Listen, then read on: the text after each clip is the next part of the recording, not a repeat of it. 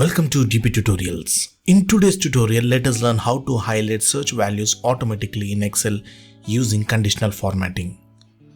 This is the sample dataset that I would be using now. Now, let's move on to the exciting part, applying conditional formatting to automatically highlight cells that match a certain criteria. Follow along as I demonstrate how to set up this feature.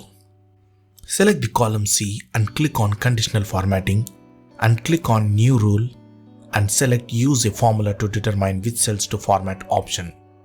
In the Formula tab, type as equals to, select the F4 cell, equals to, select the first C1 cell and remove the dollar symbol on the right side, and click on Format, select the fill color, say yellow, click OK, and again click OK, close this window. Type any name from the list of values here in this cell F4 and press enter. You will see that it dynamically highlights the corresponding cells. Got it? You can try by typing other names in this cell and see the corresponding highlighting like this.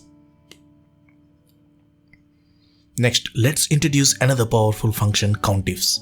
This function allows us to count the occurrences of a specific value in a range.